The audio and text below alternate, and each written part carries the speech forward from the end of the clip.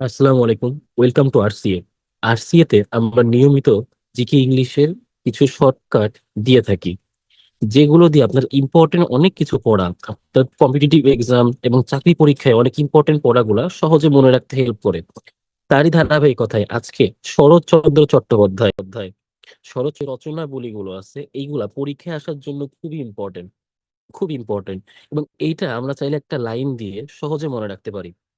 দেখেন, এইটার নাম দিয়ে পড়ার থেকে এতগুলো নাম পড়ার থেকে সেই নাম দিয়ে যদি আমি একটা জিনিস কল্পনা করি, তাহলে কিন্তু পড়াটা আমার সহজ হয়ে যায়।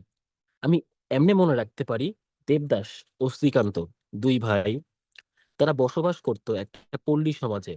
তাহলে দেবদাস আর শ্রীকান্ত, দেবদাস ও শ্রীকান্ত দুই ভাই, তারা বসবাস করত একটা পল্লী সমাজে। কিন্তু তারা ছিল চরিত্রহীন দুই ভাই।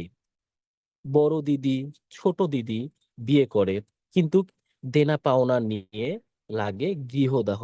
তাহলে দেখেন, দেবদাস এবং শ্রীকান্ত, তারা ছিল দুই ভাই, তারা পল্লী সমাজে থাকতো, কিন্তু তারা ছিল চরিত্রহীন। তাদের বড় দিদি ছোট দিদির বিয়ে হয়ে যায়, কিন্তু তারা দেনা পাওনা নিয়ে একটা মারামারি করতেই থাকে। এটার নাম কি? গৃহদাহ। ঠিক আছে, দেখেন এই জিনিসটা আপনি মাথায় সেট করে নেন।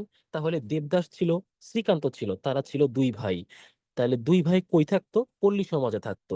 এবং তারা কেমন ছিল? চরিত্রহীন। তাদের দুই দিদি, বড় দিদি, ছোট দিদি, দুইজনই বিয়ে করে ফেলে, কিন্তু তারা বিয়ে করে না। তারা হচ্ছে জমি জমা, দেনা পাওনা নিয়ে গৃহদাহ করে।